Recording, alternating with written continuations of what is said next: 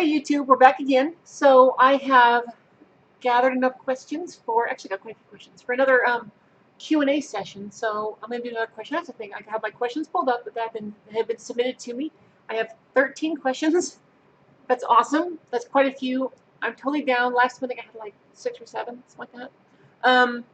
And we'll go through these. So haven't really touched on a lot of these. I've glanced at some of them as I've transferred them from various other formats onto a sheet. But I'm just going to read the question and go directly into it. So feel free to subscribe, to like, to share, to whatever needs to be. And here we go.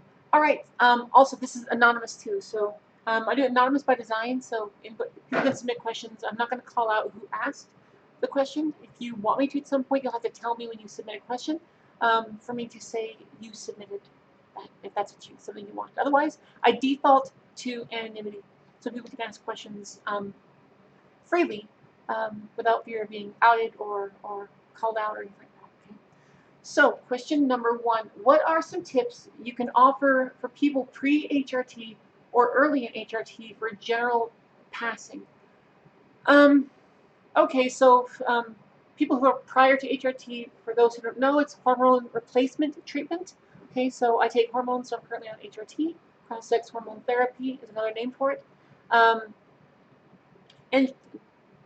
I block my testosterone, take pills to block testosterone, and I take pills, take estrogen for my estrogen buildup, right, to transition my hormones, right? So prior to taking hormones, the things that I tried to do was I found I had a very few close friends that I could be myself around, and I would. I practiced with makeup. It wasn't always fun doing so, but I tried to make it fun. I tried to enjoy myself. Often that was privately. Look at YouTube videos and just get used to doing things. I bought several wigs and different ways that I could start doing that. But as for anything to actively do prior, it was important to work on my mental health and work on, I guess, what I considered those female skills, right?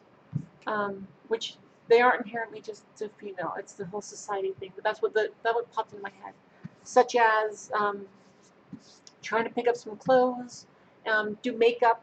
I really want to practice makeup and get better at makeup. I don't need to be a rock star. I'm not a rock star now. It's good enough. I mean, it works. I'm not trying to be a glamour queen. Just a very good queen, as all women are. But yeah, just practice. Find the things you want to do. Practice. Another thing that helps, research. Research. Try to find. I have very big feet. I'm tall. I'm big for a girl. And so finding clothes that would fit me was kind of difficult. So I started trying to find different places and websites and brands and companies that sell cute clothes that are in my sizes. So as I've been transitioning, then it's been a little bit easier because I have an idea of where I can shop for certain things. Yeah. And when I shop clearance too. So it's cheap stuff you can try on and find your style. Find your female style or your male style if you're transitioning. If you're transitioning towards being your male self. Then yes, so the clearance racks, Goodwill, places like that are great for clothes to try and find your styles. So hope that answers your question. Number 2, any advice for people who are not out, not able to come out, or not out to everyone? So I was closeted for a long time, and it's extremely hard to, especially your mental health, to be closeted and to not be able to have someone to talk to. It's not always feasible for people to be able to come out and be themselves, be their true selves, whether it be their living situation, their friend situation, their employment situation. There's all kinds of reasons why people couldn't come out, and not everyone's safe or accepting. So what helped me is I found those 1 or 2 people that I felt could accept me for who I was, and I came out to them. So for example, at work, I had my lieutenant. I was a platoon sergeant and lieutenant, and I came out to her. And she had previously told me about some trans friends of hers too, and she was super accepting and everything. So I felt confident I'd come out to her and still be safe. So I came out to her, and it was just great having that support. She was super, super about all of it. And she asked me, like, even like to be sure, she's like, well, okay, I want to use your pronouns, but what are you comfortable with? And so I told her I'm not ready for female pronouns at the time because at work that would out me, and I wasn't prepared for that. So she was very careful to use the pronouns that I requested her to use at the given time. And then when it came time to switch pronouns, then she hit it, and it was great. So find that person, and you won't always have it at work, but if you can have it somewhere, someone you can hang out with, someone at home, a friend to come over and hang out with you sometimes, or even I had a huge community online that I could fall back on, right? And that's another reason why I do this online stuff to help everyone out.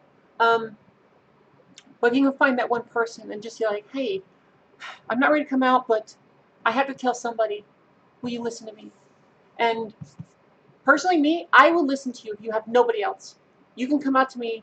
We can talk on the phone. You can send me an email. You can come out to me in any way you want, and I will accept you for who you are, and I won't out you. But everyone needs that. And so an online community was a huge, huge comfort to me, finding people like my people that I can connect with. And there was some situations like I did, and so there was advice I can get, and feedback and validation, that kind of stuff. So online communities were awesome as well. Okay, but having that one or two personal people in front of you, if possible, was also great. All right, just someone I could sit down with and talk to, and they listen. All right, so that helped. Okay.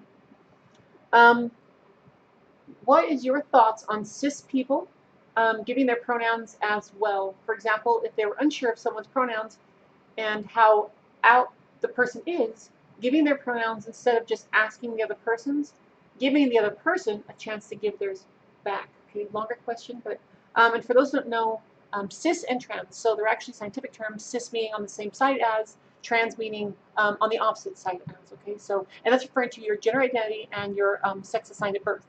All right, so I am trans as my gender identity, and my sex assigned at birth are opposites, right? And if you're born one gender and you also still identify as that gender, then you're cis, as they're on the same side still. That makes sense, right? So I am all for it. In fact, I try and normalize pronouns as much as I can. So in all my official military emails, I put my name, Sergeant First Class Kristina Manookin, and in parentheses I put she/her. I put my pronouns. And I've actually had other individuals ask me, like, why did you do this? Why did you put this here? Like, because it needs to be normalized. People don't always know to ask, and that helps. And so I've had other people that started to add that. Other cisgender people start to add that on the back of their names, so people know what gender identity, what pronouns to use to address the individual. Would be they, them, she, her, he, him, whatever the case may be. I think it's great to normalize pronouns. And when you're introducing yourself to somebody, I've done the same thing, and I've had people do the same thing to me, and I appreciate it. You know, hey, I'm Kristina, she, her, or my pronouns are she, her. And other people tell me the same thing, like, hey, I'm so-and-so, my pronouns are. And it's refreshing to me, honestly. I think it's great. And it's a great way for cis individuals to be allies, right? Is by normalizing these things, okay? Okay.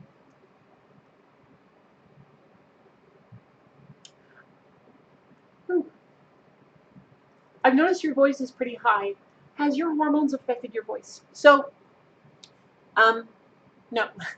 Now, if you're trans male, then hormones will affect your voice. Your voice is going to deepen as you take the testosterone, right? But for transgender women, hormones don't affect your voice. It's testosterone that changes it to deepen it and widen your vocal cords, right? Stretch those out and everything. But that's been done to me already, so no, hormones don't affect trans women's voices, unfortunately. That'd make it easy, but no, hormones did none of that. That's all vocal training, right? Okay, how has HRT affected your hair growth, like facial or body hair. So for me, and from me to say that I've read, hair growth most commonly is not affected by um, by hormone replacement to a point. So, for instance, I've read a lot of studies that trans women, when they start taking estrogen and get those testosterone blockers, then the they have less chance of the hair loss on top, male pattern baldness, right? That tends to be less of a risk, if really a risk at all at that point, which is great, right? I never had any loss of hair in the first place. But as for facial hair and things like that, like it's already grown. I haven't noticed any more growing, but I'm 37. You know, start transitioning a year and a half ago, start hormones a year and a half ago. So 36 at the time. Um, and I haven't noticed any slowdown in growth, but I have laser devices that I have purchased that I use for home use to help me with my hair growth, to control that.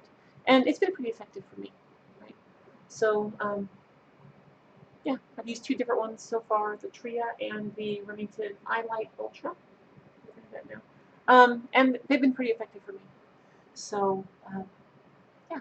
But other than that, it didn't stop. If it lightened it up, I'm not sure because I shave it off, so I haven't let it grow in long enough to know if it's any lighter. It doesn't feel lighter, except when I started using my laser treatment, that made it feel lighter, softer, and um, helped stop the hair growth. But hormones, for me personally, it didn't do any of that.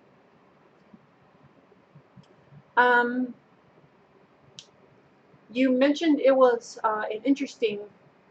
It was interesting. I like the story of how I got my name. Oh, my name. Oh, okay. And do I care to share? Yeah. So the question is like, the individuals heard that the story of my name is interesting, and if I care to share how I decided on my name.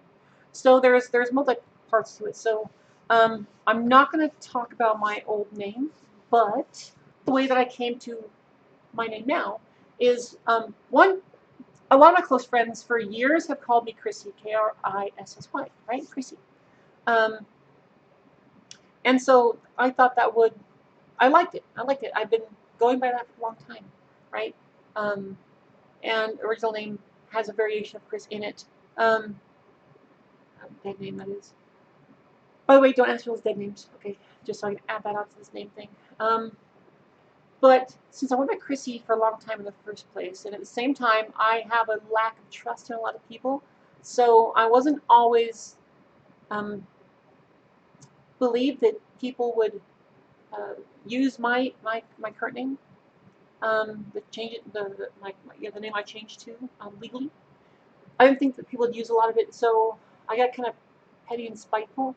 And so as Chris was part of the name that I had before, my dead name, I went with Kristina for the first name, right? Because then I can go Chrissy, and with K, Chrissy still stands as a nickname, which my friends still call me, and I love it.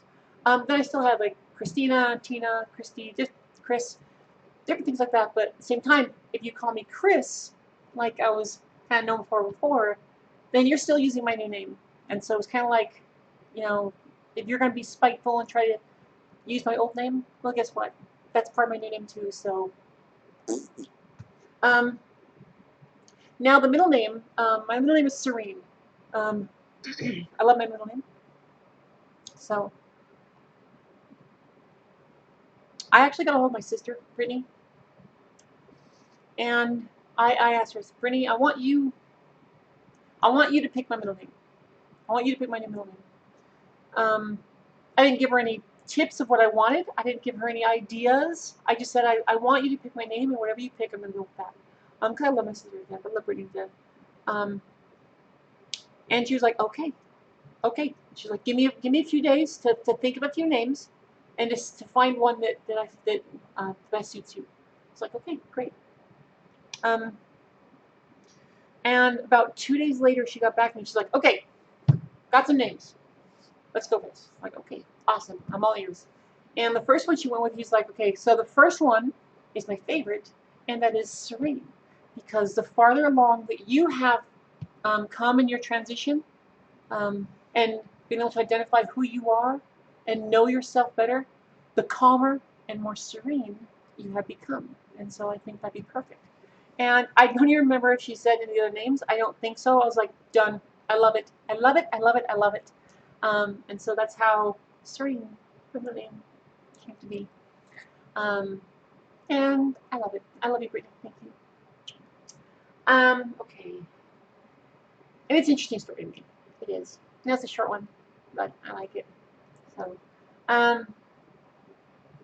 what can people do to show support for the LGBTQ plus community if they don't know anybody? Okay, so if you don't know people, if they're LGBT, or you don't know have a lot of LGBTQ plus friends or family, or you think you don't, because there probably is some around you, whether you know it or not, is advocate for us. Now, do I necessarily mean go marching on the steps and swinging picket signs and things like that? If that's what you want to do, sure. But other than that, very simple things you could do is just defend us. So when someone chimes in, especially a friend of yours or a conversation around you that's bad-mouthing trans individuals or gay or lesbian or bisexual individuals, pansexual, anything, two-spirit, queer, when people start bad-mouthing our community, defend us, right? Don't wait for us to be there to defend us. Just do it because it's the right thing to do. Also, ask pronouns. Like, that's a big one, like from an earlier thing. You know, ask pronouns, or give yours. Don't just assume somebody's trans. Don't just assume somebody's one thing or another. Like, just if they choose to tell you, they'll tell you. If not, if you're unsure, you can ask, like, hey, what pronouns do you use? That's an okay question to ask. That's okay. And those little things can help make the person you're talking to feel much safer and much more comfortable. And shows that support. But the biggest one is defend us. Defend us. If someone starts saying a homophobic joke, stop it. Tell them it's not funny. Things like that. You know, might not win you a lot of great friends and stuff, but it's not about that. So just defend us is the right thing to do. What did you do for voice training? Because it worked amazingly. So vocal training that I did, so it started off, it was kind of a longer process. This is also prior to starting hormones and stuff. I didn't like my voice in any way, shape, or form. Super deep. You can see on my other videos that it has me pre-transition. And that's my original voice. This is my natural voice now. I react in this voice, everything. But it's practice. First, it was just try things. And at first, they sounded ridiculous. I'm gonna be honest. When I first started trying female voices, it sounded ridiculous, right? But that's because I wasn't used to influxing my voice and words and doing all these things that we normally do in everyday conversation anyway. So I was trying to maintain this high, and so it sounded weird.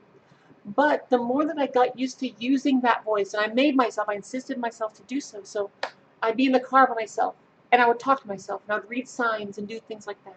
And I'd have conversations, I'd talk myself through my day, but I'd talk in that voice, and it became to flow more naturally and more normally. Now, it still wasn't as high as it is now, but I used several things. One, I found an app that I've used several times on my phone here, and it is a voice pitch analyzer, right? Voice pitch analyzer. And it allows you to measure your voice patterns, right? So you have female, androgynous, and the male range. And you can practice on this thing and record it, and it'll show where it falls into. And it shows the pitch over time, like how it is as you're talking, and your voice is rising and dropping and rising and dropping as in a normal conversation. And so that was amazing, and that worked out great. At the same time, I got in touch with a very good friend of mine, Brandon, and he was amazing. So he studies a lot of this stuff, okay? A lot of the voice changes and all those kinds of things. And he started giving me free lessons, like once a week for I think a month or so. It was hard to get it consistent too often, but we did a pretty good amount of sessions and stuff. He'd give me stuff to practice, gave me some sheets to work on the power of my voice and trying different things and hitting different pitches and staying with them. And that helped, especially after I did the voice pitch strength. Then right after doing that, my voice was much higher anyways. I mean, it would fall back down if I started doing other things, but it was great to get me started. And then I just kept practicing. I wouldn't give up on it. And then once I left my last unit and I went to school, then I insisted on using a higher voice. And so I used a little bit higher voice, not as high as it is now, but a little bit higher when I was in school. And then when I left school and came here to Korea, then I refused to use anything but my high voice. And it just became my voice. I use it so often that I don't have to think to use it. It is my voice. I wake up tired and not thinking very well, and it's still, this is the voice that comes out. It's my voice now. It is. So I don't think I can even, honestly, I don't think I can mentally bring myself to use my original voice. I don't think that's mentally healthy for me, and I'm not ever going to try that. So, but that's what I did, and thanks to Brandon, it was such a huge help. Talk about voice structure, mouth structure, how you're holding your throat and your mouth, and trying different things and things that work out. So, and it was wonderful, and he's wonderful. So, thank you. I'm rambling. I do that. Okay. What are some tips for finding clothes when you first start transitioning? Great question. I think I partially answered this one earlier. So the best thing that I did starting off was I went clearance rack shopping. So I'd go to Target, I'd go to Walmart, I'd go to just different places that had clearance racks, right? And I would just shop off their clearance racks. Because it's super, super cheap at that point. Therefore, I can get different things. I can find my sizes. I can find my styles without spending a lot of money. Again, like Goodwill and places like that. Shop thrifty, shop clearance racks and like that, and you can find some super, super cheap stuff and good size. I found some super cute clothes too, like some really cute stuff. That's awesome.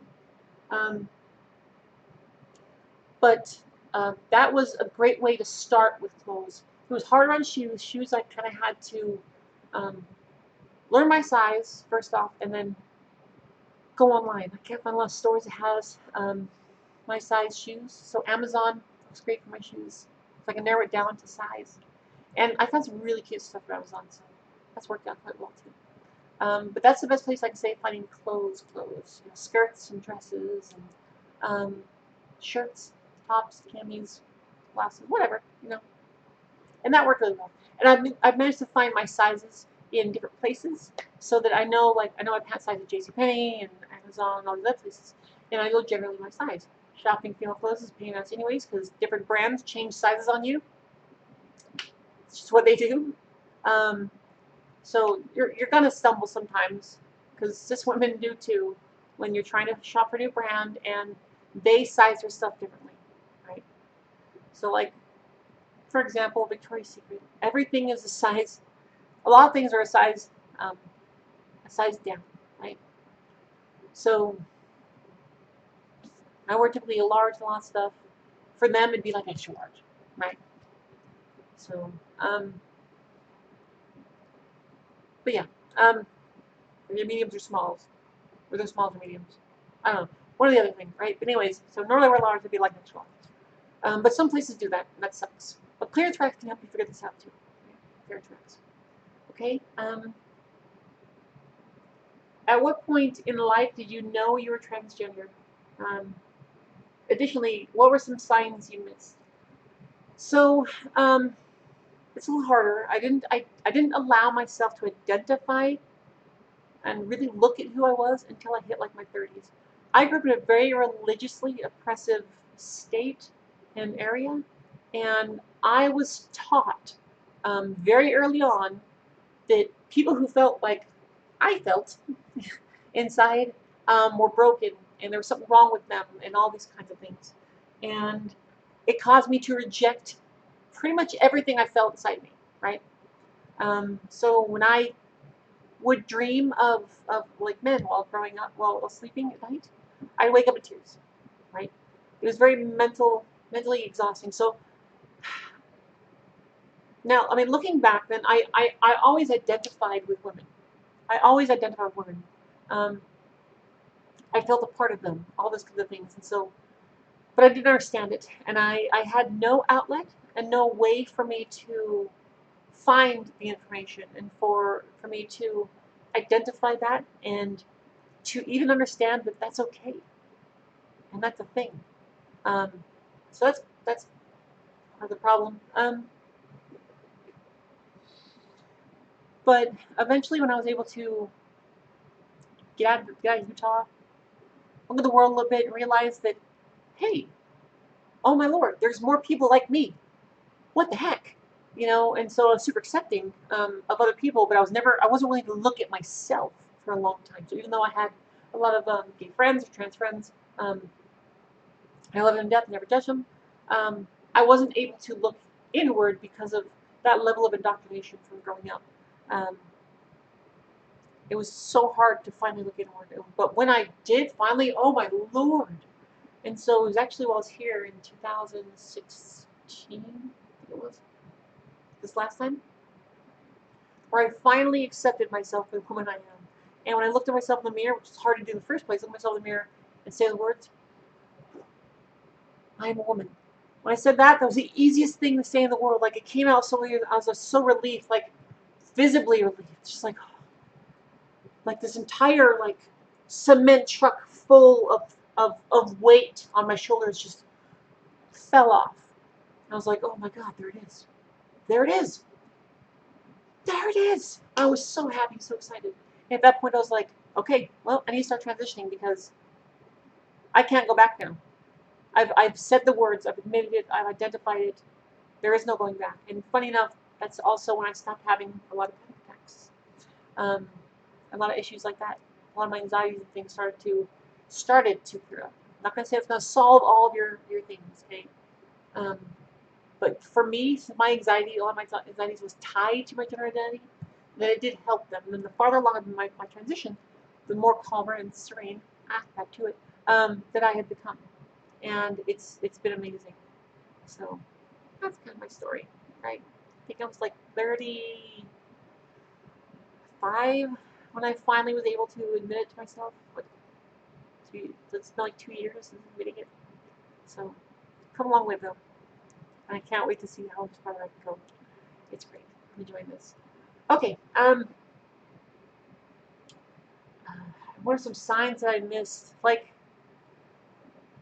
again, that's hard to say. What signs I missed me being trans? Like, it's so easy to look back now. The fact I identified so readily with women, other women, and it felt good, and it felt normal, and it felt all these things, and I felt a part of them, and all these things. I didn't feel like the boys I was supposed to feel like. I wouldn't feel like them. I didn't identify with them, the boys.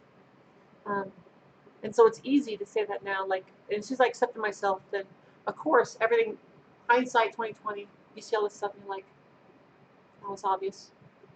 It's obvious. I was identified with women's clothes and all kinds of stuff. It's who I am, right? I don't know if that really answered the question. Suggestions for those who think they may be transgender but don't have a good support system to talk with online. If you suspect that you might be trans or non-binary or gay or lesbian or whatever it is, if you feel you might be these things and you don't have a support system around you, I'm telling you, find some of those online communities. They help me. I was in a video game, World of Warcraft, and a friend of mine found a gay gaming guild. And I don't even play the game anymore. I'm still in that guild. I'm still in the Facebook group. They become lifelong friends, so many of them, and I've met a lot of them in person too. And I would love to meet more. Some of them are my sisters now. Jolene, she's my sister, and I met her in the game. You know, Jolene, Grace, both my sisters. And I love to death. I've met so many amazing people through some of these online communities, but I know it can be scary and rough finding these ones. That's me. I can give some suggestions.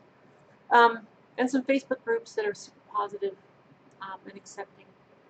that's help for me, and it's specifically gay related ones, right?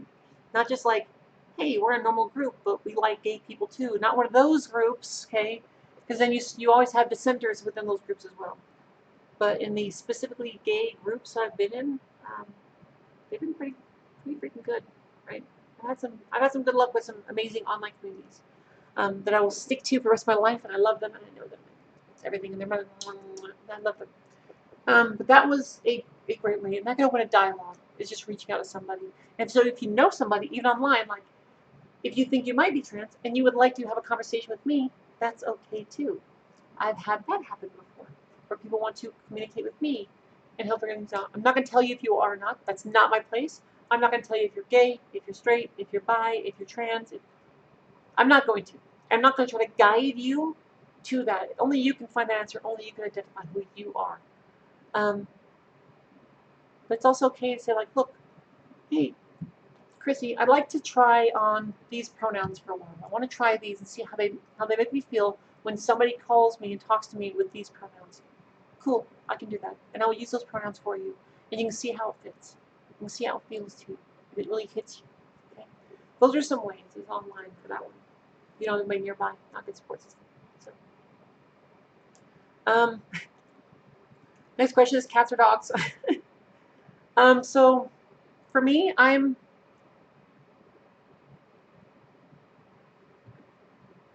excuse me, I need some wine. I like them both for one. Okay, I like cats and dogs.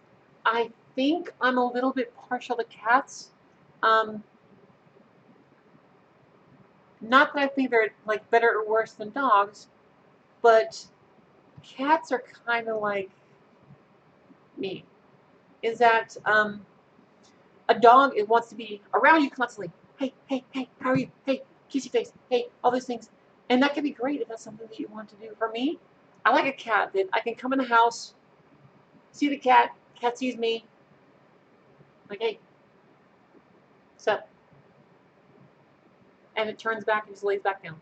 You know? And I've had a few cats like that where they acknowledge your existence. I see you. You're here. I'll say hi when I want to. You do that, kitty. You chill, right? I had one cat that, as I'd walk into a different room, the cat would, nonchalantly get up, stretch, and then lightly saunter in zigzag pattern into a room in, find somewhere to sit down, looking out a window or something, ignore me completely.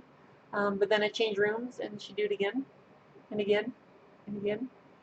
And that's why I like about cats. They're like, I'm not going to fawn over you.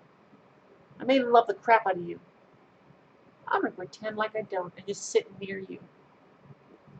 Or just be in the same room with you. And I like that. It's low maintenance, and I appreciate that. And it's a lot of my attitude too. Sometimes I just want to go sit in a room with someone I care about. Not necessarily talk to you. I know it sounds weird, but just exist in your vicinity, reading my book, or doing something where you're reading your book, or whatever the case may be. And that's a lot of times good enough for me. We can have a conversation. So cats, kind of lean towards that. In my experience, I've had more dogs break my stuff than cats, and I have a lot of stuff that break my house. A lot of collectibles. Which historical figure would you like to meet and why? Oh Lord. I don't know. So I guess a couple that come to mind. One, probably because I recently watched Gentleman Jack, and I love that show. Ann Lister, I think, super powerhouse of a woman, and seems so awesome to me. And I would love to meet her and just everything. And we'll see. Right? Like that'd be fun. And probably the second one would be Joan of Arc. I know there's a lot of historical things that point to her as being a trans, actually them as being a trans male, as she was actually burned at the stake for not for fighting to that, but for wearing clothes not associated with her gender, and a lot of things written about Joan of Arc really point to trans males. I don't know. It's It's a lot of the same things, a lot of the same thing, verbiage, a lot of same things. So my bet is that they were a trans male, and it'd be interesting to have a conversation about that. But it'd have to be in like both taken out of time to talk about these things that like in the history of where they're at, right? Have you murdered in all those histories? So I don't really want to go there, but it'd be interesting to find out that were truth, what the truth was. So, but yeah, I guess those two, and Lister, Joan of Arc. Right. Other than that, then that ends the questions. That was 13 of them. I don't know how long this video is. About 35 minutes. Woo. Okay. If you have more questions for me, please send them, whatever they are. I don't really care. I'll answer them. I answer cats and dogs questions and personal figure questions. I don't care. I'll answer all of them. So send me questions if you have some questions, and I'll be more than happy to add them. If you have something that you want me to say, like you want me to identify the questions from you, say so. I will. Or any other questions you have about me, about transitioning, about LGBT stuff, about whatever, my past. Ask me stuff. I'm not comfortable saying it. I'm gonna say it. I'll tell you. I'm not comfortable talking about that. So far, I haven't run into that question. Feels uncomfortable with. So, all right, YouTube. Love y'all. Enjoy y'all. I hope you enjoy the videos, and I hope you enjoyed these questions. I hope I was relevant, not bouncing around. I'm rambling now, and not rambling like this. So, okay. Hey, bye.